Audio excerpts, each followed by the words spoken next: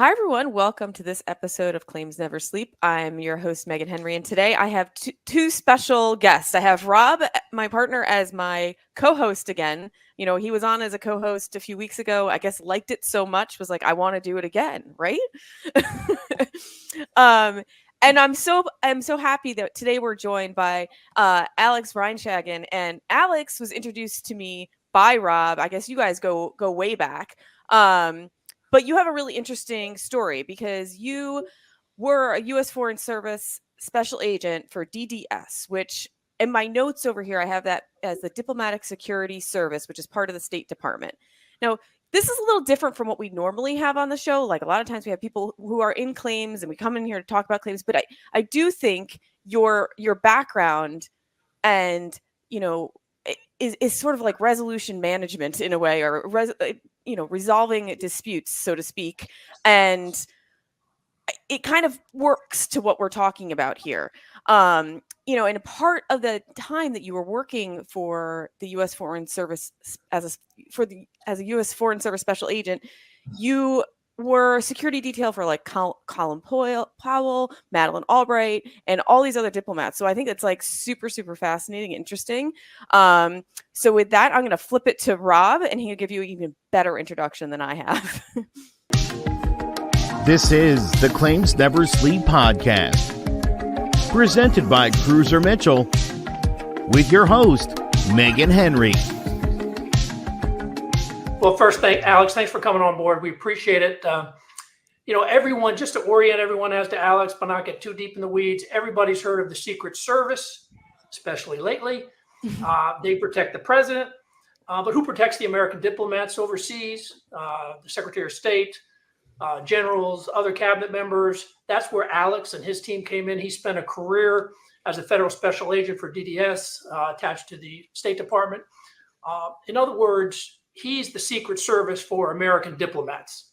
That kind of made it clear for me. Or given current events, maybe we should be calling the Secret Service the DDS for the president.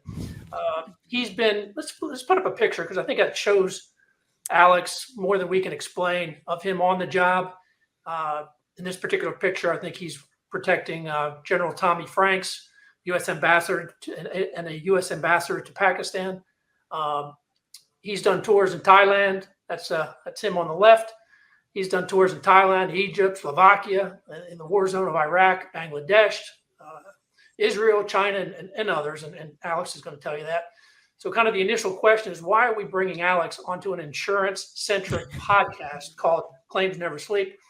Admittedly, it's a little different, but in my mind, boiled down, the mission of Alex's career is no different than the mission of the day-to-day attorney or the day-to-day claims professional. That is basically resolve disputes.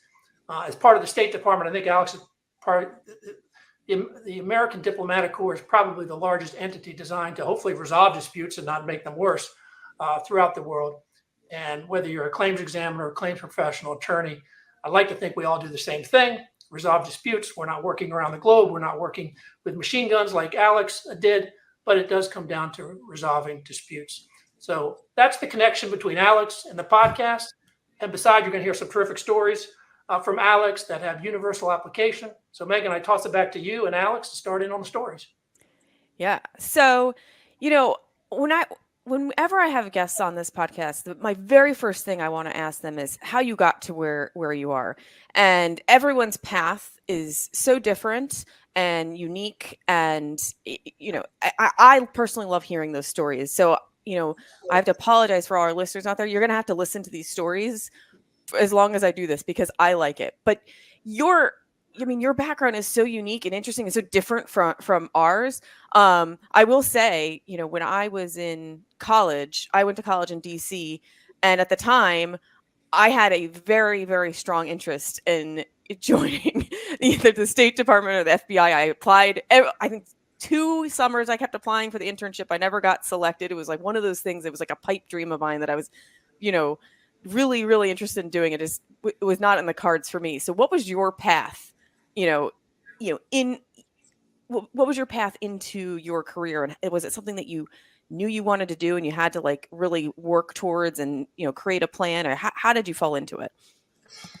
Well, yes. I mean, thanks for having me on, Megan and Rob. I appreciate it. And you know, as you grew up in the National Capital Region and went to college there, I didn't. I grew up in the Midwest, but I basically I wanted to be a police officer growing up ever since I was young. But as you get older, dreams and desires change. But I did become a police officer in South Carolina, and then I went to the U.S. Border Patrol on the U.S.-Mexico border in San Diego. So I was right on the Tijuana border. But I outgrew both of those positions, I think. And a friend of mine, we went to grad school together at the University of South Carolina. He had joined the State Department and the Diplomatic Security Service, the DSS, which is the law enforcement arm of the State Department, both domestically and overseas. So he said, "Why don't you come aboard? We're hiring," which doesn't happen very often. So I applied, and it took a few years to get on. It was pretty brutal, thinning process. But I eventually did get on board, and I'm glad I did. So becoming a part of the State Department, and specifically the U.S. Foreign Service, which is the foreign service side of the government, as opposed to the civil service side, that allowed me to travel overseas, live overseas. Not only did it allow me to, but it required me to, as with all of us. It's a small group of folks that promote the president's foreign policy agenda. And my first assignment was in Bangkok, Thailand. That was my first overseas assignment. My first domestic assignment was in the Washington field office, learning the ropes, how to protect people, how to conduct investigations. Mm-hmm. So, Rob, you had mentioned earlier that, yes, it's similar to the Secret Service, and it is very similar. Secret Service is depicted in movies a lot, so a lot of people know who they are. And we're a much smaller agency, primarily overseas.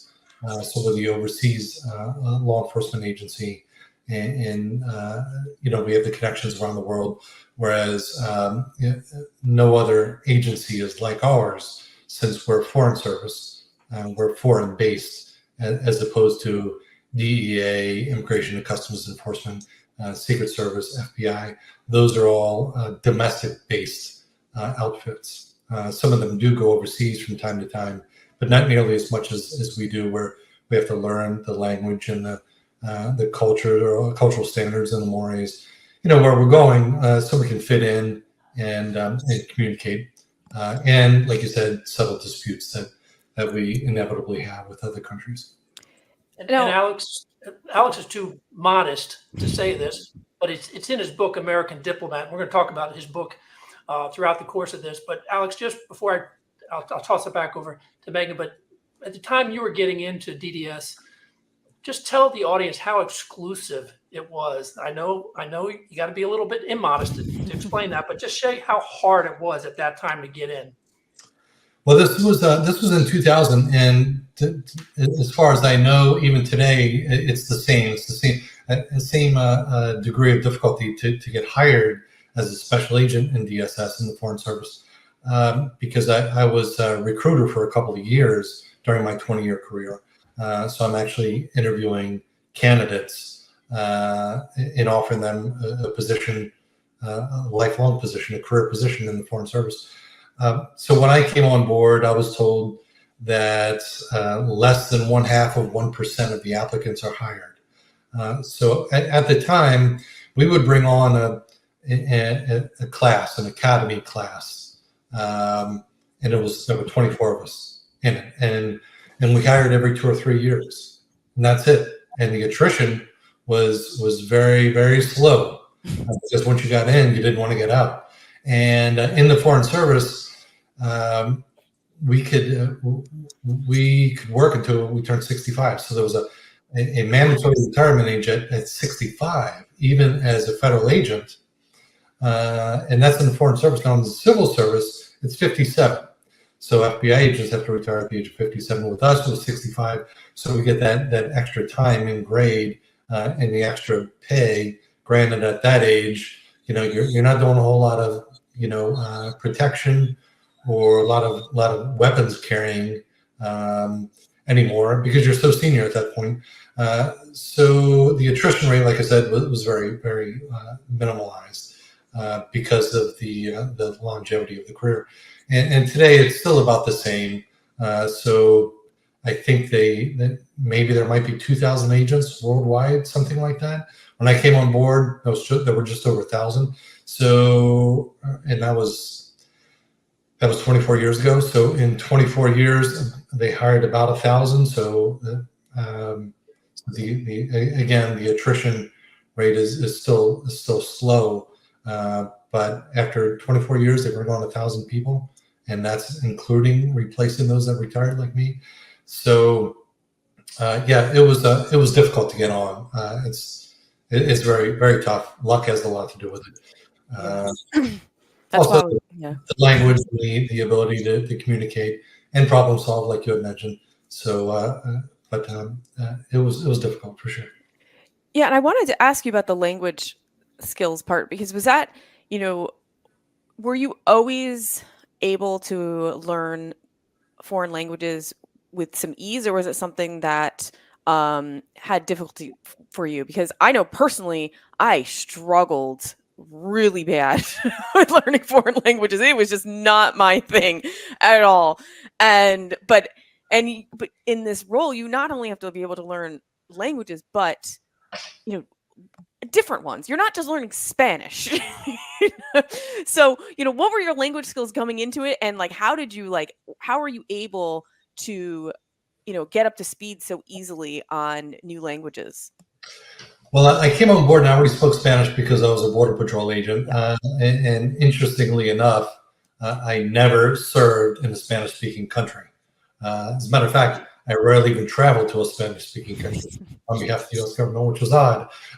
So the Foreign Service has a campus in Northern Virginia, in Arlington, called the Foreign Service Institute. It's literally like a college campus, but that's where a lot of the training is for Foreign Service personnel. For instance, leadership training, communication skills, consular officer training, interviewing skills, interviewing techniques, so on and so forth. But that's where the Language Institute is. So prior to going to serving in Iraq, I took a quick course in Arabic, and it was full time. That was the job. So I think I took an Arabic course for 10 or 11 weeks, and I learned the basics in Arabic, so I could communicate with the staff in Iraq, how to teaching the guards how to search a vehicle, questioning somebody that's suspicious, around our motorcade or our VIP, or around the airfield, the air station that we protected, arresting somebody in Arabic, that sort of thing, searching vehicles, searching cars, searching people, searching rooms, asking for directions. So that was very helpful. Later on in my career, I served in South China. So that was a one year assignment to my language school was 1 year. Mm-hmm. And then my assignment in China was 2 years. So it was full time Mandarin. Actually, speaking Mandarin in a classroom setting full time for a year, which was pretty difficult. I got to the point where I was dreaming in Mandarin. I was talking in my sleep in Mandarin. My wife told me.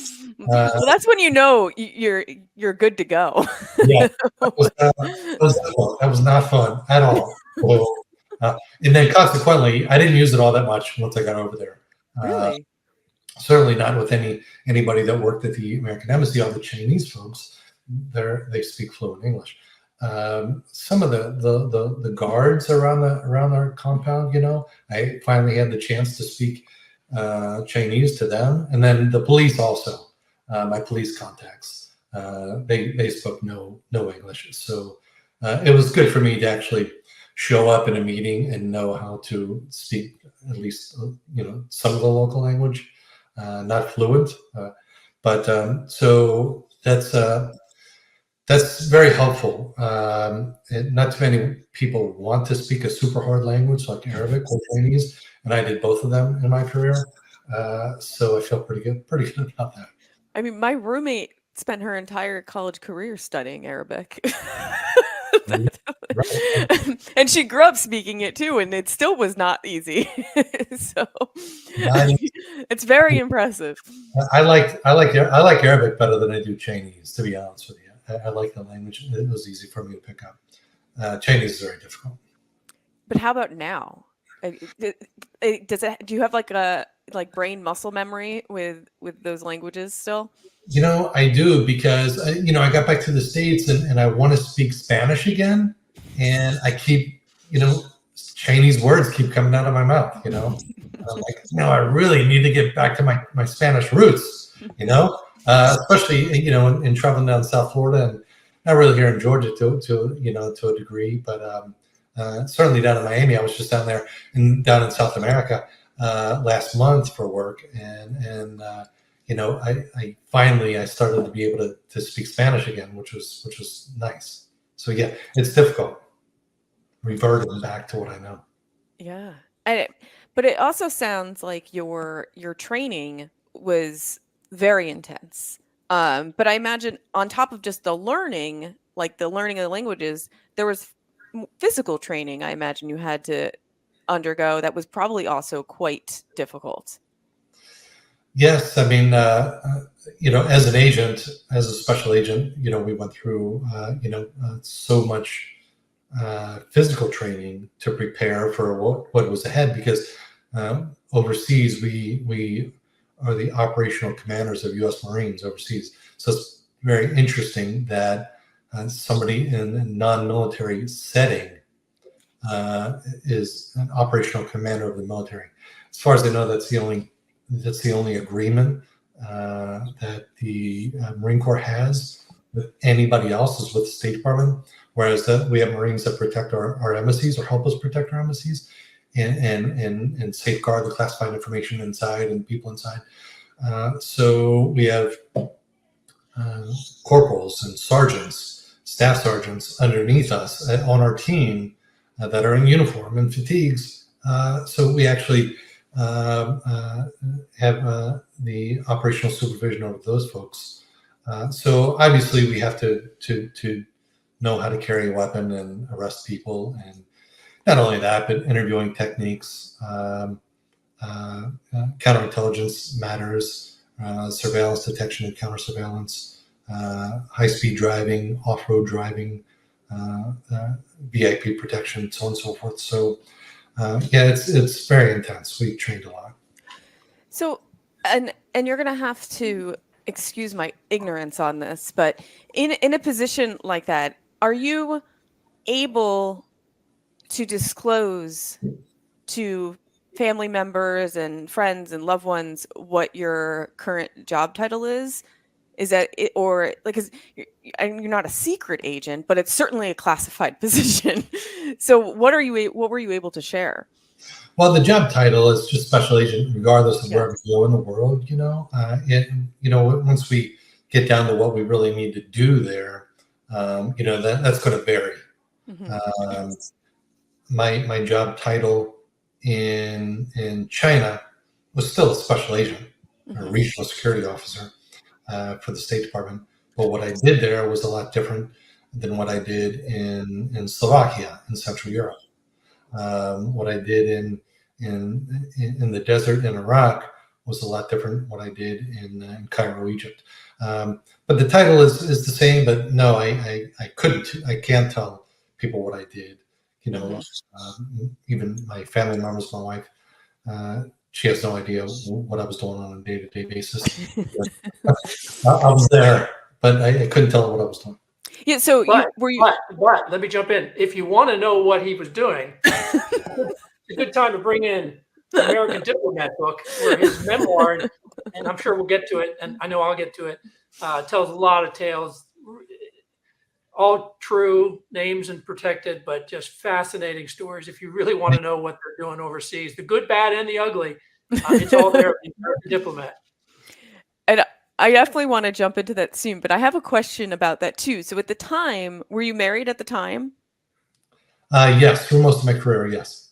So, and you were gone, like, it sounds like you were gone for long periods at time. So I imagine that was pretty difficult for your family, like, because you were gone. I don't know, could you tell them where you were?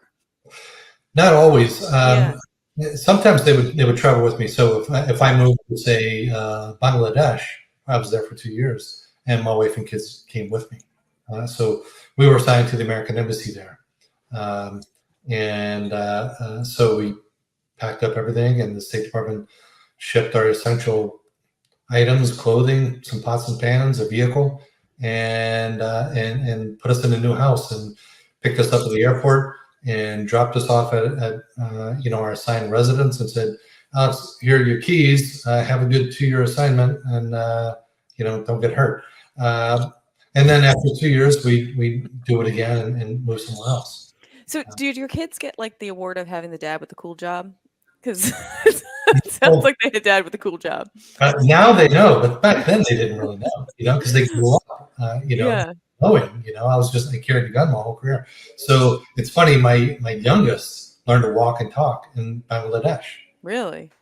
So it was a very dirty country. Of course, he doesn't remember. He was maybe 14 weeks, 16 weeks when we arrived there.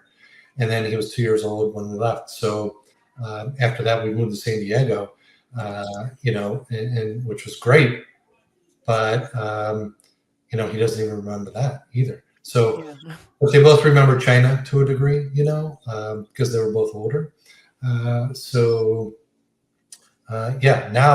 if they, it's one of the reasons, Rob, that I wrote the book, is so they would know what I did, and my parents and my mom and my wife's parents and my siblings. I don't think most of them knew what I was doing on a day-to-day basis. Yeah. And so when you were in China, though, how old were your kids at that point? Let's see. I think they were. I moved there about 6 years ago, so 8 and 12. So they had to go to school there, though, and that must have been an interesting experience for them as well. Yes, they went to an international school there.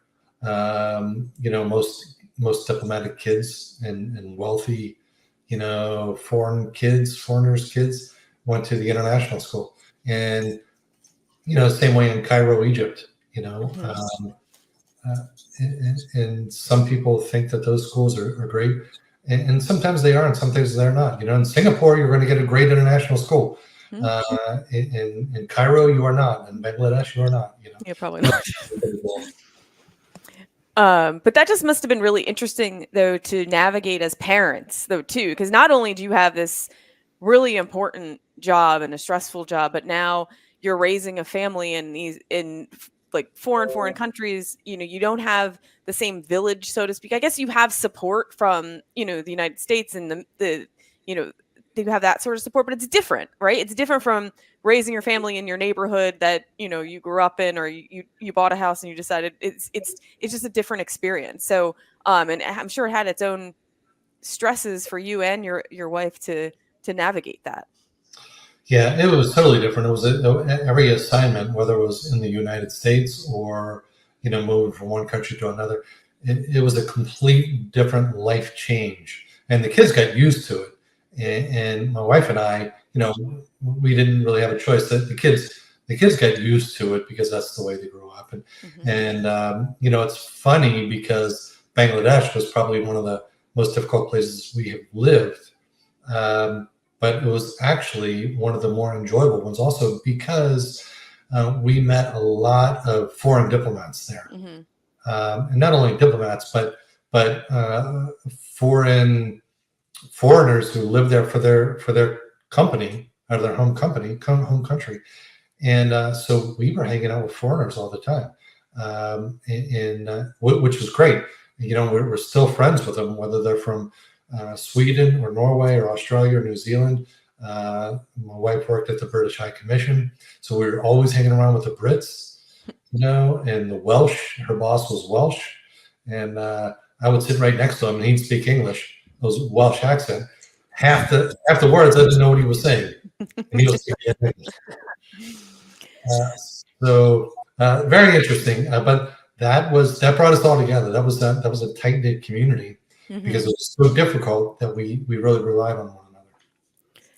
And how did it work as for assignments? Like you'd be on an assignment, say like you're in China for 2 years, and then your assignment, wraps up. You go back to the United States, and then do you put in for like a selection of new assignments, or are you told like this is what you're doing and you're doing it in 6 months? Like how exactly does that work? Yeah, so there's a list of vacant positions that are coming up when you're about ready to head on out. So you bid on one of the vacant assignments. I mean, every year, approximately 1/3 of the State Department Foreign Service people move. So you have 10,000 people in the Foreign Service. Well, 3,500 or so are moving. And of those 3,500, 200 are special agents. So of those 200 jobs, maybe 75 fit my specialty. So I look at those 75 positions and say, okay, I'm going to bid on these 15 or 20 that I really want. And sometimes you interview for them and sometimes you don't. But basically you send basically a wish list back to Washington. Yeah. And then 4 months or 6 months, you get an email saying, congratulations, you're moving to Ouagadougou, Burkina Faso. Honey, guess where we're going? Alex, one last thing I wanted to ask you before we move on to the book is, how did you come to the decision to retire? I'm assuming now that you are retired from the department. So how did you come to that decision? And talk to me a little bit about that. Yeah, Megan. I mean, after 20 years, I was growing weary of it all. It was wearing me down. My last overseas assignment was China, which I enjoyed to a degree, but given that I was quite busy there with more than just security, it wore me down. So I moved back to DC and was assigned to FBI headquarters. Great job. I think it was an important position, but at the same time, I just didn't have the thrill anymore. It wasn't thrilling for me. Like I was, in my earlier part of my career. And my wife said, you know what? I can see it wearing you down. Why don't you just retire? So I was eligible as soon as I turned 50 years old. And 2 days after I turned 50 was my last day with the state. Yeah. And we moved down to Florida, and eventually we moved up to Georgia. But as with everything, it was my dream job, but I had done it, and there were enough aspects of it to make it not so enjoyable anymore that I just had to move on and do something else. Yeah, and so with that, when did you decide, I think I'm going to write a book? Did someone suggest it to you, or how did you come to that? Yes, my wife did actually. Of course she did, because we always have the best ideas. So, it wasn't really meant to be a book to begin with. It was just a journal, just to get things out of my head that I had done, because I didn't want to forget about everything that I had done. So I kind of wanted to memorialize the things that I had been through, so I can get some sleep at night, so I wouldn't think about, this time in Iraq, or I remember this time in Egypt when I was in this car wreck, or in Bangladesh. My wife was somebody tried to jack her car. She was almost carjacked. Wow. And that sort of stuff, those sorts of stories, I just wanted to put them down in writing, and maybe one day my kids would read it, and say, okay, now I know what Dad did for a living, Yeah. to a degree. I still had to leave a lot of stuff out. And I finished the first draft, and my wife she edited my book. She said, "This is great. You should try to get it published." So I contacted a bunch of agents and publishers and got some offers. And my publisher said, I don't normally publish memoirs, but you have an incredibly interesting story to tell. He said, "I love it. I want to publish a book for you." So that was great. I said, "Absolutely. Let's move forward." And that's the product that we ended up with. So very happy with it. Well, good for you. Yeah, And I have not yet had the opportunity to read the book, but now after talking to you, I have to read it. But I know Rob has some. He wants to dive into the book a little. I'm gonna turn it over to Rob. Rob, here's your moment. Promotion I've been waiting for. You have control at the moment. Well, I have to agree with your publisher, and Alex is we're new friends, and new friend says I wrote a book, and I'm like, oh boy, I hope it's good, because if it's not good, what am I going to tell the guy? But I'm so happy to report I read the book. At first, it was kind of like, all right, help out a friend, but I just couldn't put it down. I had it done within like 3 nights. It was a joy to read. It was interesting to read. It just opened up your eyes to a world that, you just you're not part of, you don't know about. And he tells his stories in what I like is a very self-deprecating way. And he kind of keeps out of politics. So whatever your politics, whatever your age, whatever your preferences, this is a pretty universal book. And so I wanted to dive into certain parts of the book because I think it has universal application, whether you're resolving an insurance dispute or whether you're resolving a global diplomatic dispute. And in fact, Megan, you touched on the first one. You asked Alex about, your physical training. Are you a stud if you're a foreign service agent? That's what you're trying to get at. And Alex, you got to tell her the story. Alex, he's a modest guy, but he was in this unit. He was the most fit guy. So someone had to go with this German foreign minister. Guy likes to jog. So they say, well, Reinshagen, you're going to jog with this guy because you're our stud. So share with them, Alex, the story that you talked about with the foreign minister and about maybe never underestimating your opponent. Yeah, I was just out of the academy, newly minted, had my badge and credentials, and won the physical fitness honors. Like the week prior. So the German foreign minister comes into town, and I'm selected for his protective detail in Washington, D.C. So the guy apparently likes the job. Some of these folks like to shop, some like to eat, some like to drink coffee. He liked to jog, and that's what he was known for. I didn't know him at the time, so the agent in charge of the detail says, we need somebody to run with him. Reinshagen, that's you. Congratulations. I said, yeah, no problem. So we were running along the Potomac at where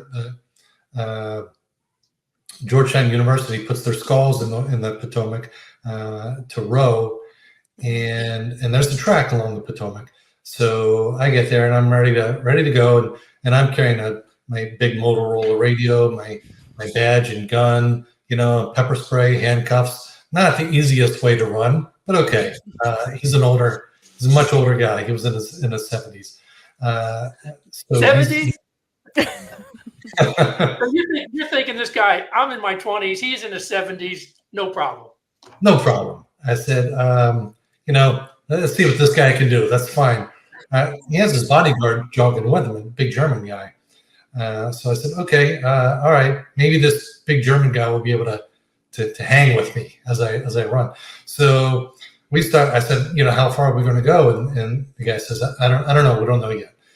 So we start running and we're about 6 miles in, and he turns around. And I'm like, thank God he's turning around because I'm getting winded. So we turn around and we're heading back to where the motorcade was, 6 miles, down the near Georgetown University. And he starts picking up the pace. And I thought, my God, this guy's going faster. And I'm like, I won't be able to keep up, So I call ahead to the detail, the motorcade, and I said, look, I'm going to fall back a little bit and watch my flank, so you guys got him from here. So I tried to play it like I was being coy, and cool, and I knew what I was doing, but I just couldn't finish this 12-mile run with this guy. He was going fast. So eventually I made it back to the motorcade, and I looked pretty foolish, in front of all my colleagues. So I told the agent in charge, I said, next time I'm not running with this guy. I said, look, we need a bike. Let's get a bike and I'll bike with him next time. I'm not running with him. Yeah. Well, the icing on the cake would have been had you kept it going, and at the end he'd be like, okay, now we're going to run up the Exorcist stairs too, just to top it off. Right. So after that detail, we finally got wise to the fact that we should not be running with these folks that like to run. Let's put somebody on a bike. So that we bought some bikes and we hauled them around on the back of the Tahoe or Crown Victoria or whatever it was, just for these occasions. So we started using bikes instead of running with them. Yeah, that's good story. Well, then we flip to the other side. Never underestimate your opponent, but maybe sometimes don't overestimate your opponent. Don't think they are as sharp as maybe everyone thinks they are. And that takes me to the Madeline Albright story in your book. And I'm thinking Madeline Albright, credible story, credible credentials, and she's our top Secretary of State, top diplomat, top negotiator. Would hate to be on the other side of the negotiation table from her, because she's like a shark. She's a shark before Shark Tanks. And then you tell the story of her in Cairo. Take it from there. All right. So this is when she was no longer a Secretary of State, but she was still promoting peace in the Middle East for, I don't know what organization it was for, but she was there and she was still very well known.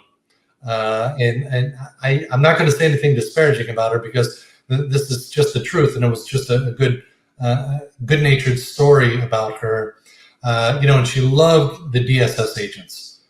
We were with her everywhere, and all of a sudden she shows up, in Cairo. She's a civilian. She has no protective detail on her. But of course, we asked the Egyptian police to put a protective detail on her, and they do. And I'm the agent in charge, and I'm there with my Egyptian police counterparts, and everybody's armed and we're protecting her. So we go into the souk, a open air market for tourists. Now the narrow alleys and the pipe shops and the hookah bars and the selling trinkets and T-shirts and jewelry and everything. And people started to recognize her, which is not unusual. We assumed that much, and that's why we had a protective detail on her. And she goes into a trinket shop and she buys a brooch for her lapel, because she had a meeting later on that night with high-level Egyptian government folks and some other ambassadors that were actually assigned there. Everybody knew her because she was fresh out of the government. And unfortunately, it broke on her when she was getting dressed. It broke, so she called me into her hotel room and said, "Look, this broke." I said, "It's too bad." She said, "Can you take it back for me and get my money back?" And I said, "Well, sure, yeah, I'll have one of my Egyptian investigators do that." So I said, "Do you have the receipt for it?" And she said, "Yeah, here it is." So I took a look at the receipt, and it was all in Egyptian pounds, I believe it was at the time. And she spent a lot of money on it. It was something like $3,000 for this. And I thought, there's no way this is worth $3,000. So here's a woman born in Czechoslovakia, speaks 4 or 5 languages fluently, on a scale of diplomat that is just maybe the best in history. And here she buys this at the souk, and the vendor told her that it was It was an antique. And she didn't ask me about it. She just bought it and just walked out. So I talked to my investigator, and he said, Alex, there's nothing in this souk that's worth $3,000, maybe $25 or $50. That's about it. I know. I said, I can't remember. Mahmoud, listen, go back to this guy and get your money back. And this guy was a giant. He was about 6'5", 6'6", 320 pounds. And so he goes back and he points he told me about it. He pointed a finger in this guy's chest and demanded, her full refund back. And he said, no, I'll give you 90% back. There's a 10% restocking fee. And he goes, no, there isn't going to be a restocking fee today. he got the full refund. Mm-hmm. And so I take the receipt back to Madame Albright. I think it was the next day. And I said, look, ma'am, next time you buy something here, tell me first before you buy it, keep me in the loop. I'll make sure you get what you pay for. It just goes to show even some of our best, just take one little slip. And that's a good lesson for everybody in your day-to-day. You can have an unparalleled history and still have a slip every now and again. Yeah. So I love that story. That was fantastic. So yeah, good. I think Meghan, you have a little Madeline Albright story. She was very popular. Yeah. You give your short story on Madeline. Well, Albright. So I went to Georgetown for undergrad. So Madeline Albright's house is like 2 blocks off of campus. Yeah. But also in college, I worked at a restaurant in Georgetown, and it was like her favorite place to go. And she would probably come in like once a week because it was like it's called the Daily Grill. So it's very, you might be familiar, but it was, if Madeline Albright came in, yes, you would want to wait on her, but you really wanted to wait on the agents because they only ordered water or soda. They didn't order any food, and they tipped to high heaven. So it was like your easiest tables to have when you had a busy night and you're gonna make a good amount of money off of it, and you didn't have to do a lot of work. But she was delightful too, and she would try to disguise herself a little bit when she'd come in too. But we all knew, we're like, oh, she's here, she's here. Yeah, you were dealing with DSS agents like Alex. I know. When you were serving Madeline Albright.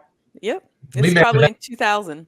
Yeah. I started with her in 2000, so I may have been there. Yeah. Oh wow, small world. Good stuff. Well, I want to also then go on to a story that I thought has universal application.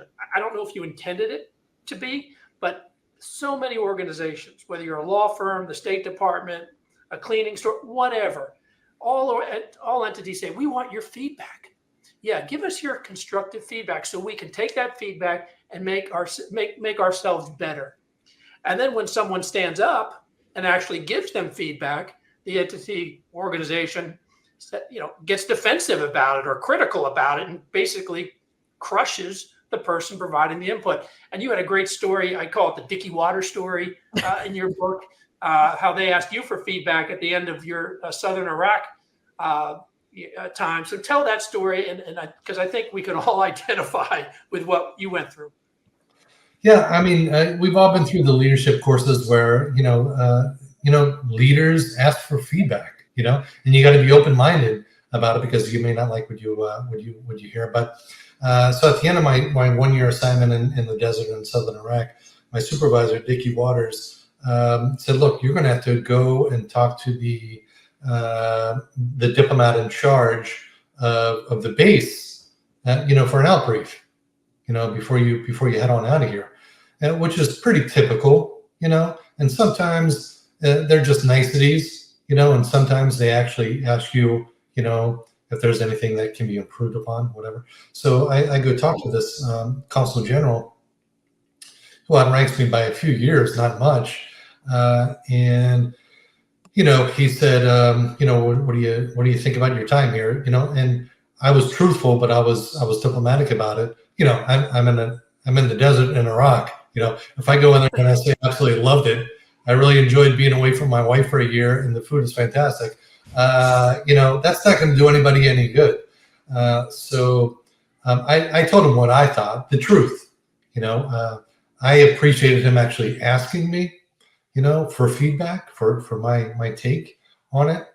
And there was nothing personal about it at all. I wasn't going after him, and I just, kind of said from a broad perspective, I don't know what the U.S. government is doing here. Eventually, a few years after I left, the Congress decided to close that base, but it was open, and we seem to be doing no good, really, to be honest with you. And that was basically my opinion. Why don't we close this base? We shouldn't even be here at this point.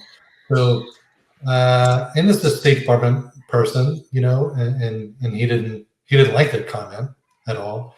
I guess he was quite the company man. And I said, look, that's my take on it. I would rather be somewhere where I can, promote foreign policy better instead of here in this war zone, which it was a war zone. We were still at war. So it got back to Dickie, and Dickie calls me into his office and he goes, what were you thinking? That's the consul general, you're talking about. And you tell him this? I said, Dickie, if he didn't want to know the answer, he shouldn't have asked me the question. If he's going to ask me, he better, understand that he may not like what he's going to hear. And I'm not going to tell him that I enjoyed being away from my wife and kids for a year and the food was great. If that's all he wants to hear, then I'm not even, don't even schedule me to go see somebody like that. It's those types of folks that if you're in a leadership position, especially at that high level, you really need to be open-minded that, you can learn something from somebody, from anybody, whether they're entry level or just below you. At least hear them out and thank them for their response. Right. Don't always have to take action, but to I wouldn't say discredit, but just to disregard, a response. It's just not professional at all. Yeah. I think we all seen that in various organizations and fight that impulse, and should fight that impulse. One more heavy question, then I'm going to give you a light question from the book. The last heavy question, and I was really moved by this one. It actually had to do not with your protection obligations, but don't want to get too much into the weeds, but part of your job was to investigate passport fraud. And I think we all have wins and losses, and we all have great frustrations sometimes in our job. Why don't you tell the story of the passport investigation you did in Maryland? You had the person dead to rights on passport fraud, wanted it prosecuted, but it didn't happen. Why don't you share that story? Okay, yes. So this was early in my career also, and DSS agents conduct passport fraud and visa fraud investigations in addition to protecting foreign dignitaries traveling to the U.S. So when we had time, we would conduct these investigations. I had one in Baltimore. And now the prosecuting office for our cases was at the federal level, so it's the U.S. Attorney's Office in Baltimore. Northern Virginia, it's the Eastern District of Virginia, and here in Baltimore, they didn't really take State Department cases very often because they're Justice Department. So why not take justice cases? And really, state cases were really not high priority for this Baltimore office. So I conducted this investigation, found out that somebody had applied for a passport in the name of somebody else, basically stealing their identity. So I had all the evidence I needed. Yeah. It was an open and shut case. It was airtight. The only thing better would be to have a written confession, which I've gotten before, but this one I didn't have the written confession, but I had everything else. So I present my case to the U.S. Attorney's Office, and they can either accept the case for prosecution or deny the case. But there's got to be, something in writing as to why they denied it. So I can put it in my report if in fact is denied for prosecution. So I went with my supervisor, who was a fantastic guy. He was a former Marine, learned a lot from him. And he said, Alex, they're going to take this case. For the first time in a long time, finally, the Baltimore U.S. Attorney's Office is going to take our case. So we go to the U.S. Attorney's Office, and I pitched my case. And I was told, Alex, your report of investigation is great. Your affidavit is great. It's convincing. You have all the evidence that we need to prosecute. He said, but we can't take this case on. And I said, what? Why not? I've got everything for you. And he said, well, State Department, you agents travel too often. You're working protected details. You're around the world, and we can't find the case agent when it's time to go to court. And I said, look, this is how important this case is to us and to the U.S. Attorney's Office in Baltimore. We need you guys to prosecute it. So I'm yours. I'm not going to be assigned to anything, outside the National Capital Region until this case goes to court. So you got me. And he said, I appreciate it. Thanks for your honesty, but we're not going to take your case. So I was pretty dejected. So I kept the case open. And I moved to Thailand at that time, but the case was, I never closed the case. I just made a note that U.S. Attorney's Office in Baltimore declined to prosecute, but we had all the evidence there. And I don't know, 6 months or a year or so later, I get an email from the agent that took this case over. And he said, do you remember this case? I said, of course I remember this case. The U.S. Attorney's Office declined to prosecute.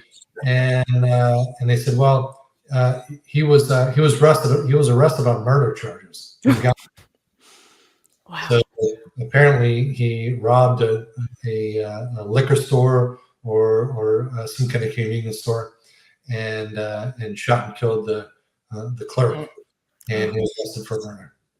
That's so frustrating, because when I read that, I'm reading it and I'm like, get to the point. What's the big deal? What's that? And then boom, you hit this. And then if they had just prosecuted your airtight investigation, it's hard to prove a counterfactual, obviously, but that someone would be alive today. Yeah. It was, to me, like, oh, that's really sad, and I'm sure frustrating to you. So that really struck with me, that you have your wins and losses and profound frustrations on any job. That was a moment, I'm sure.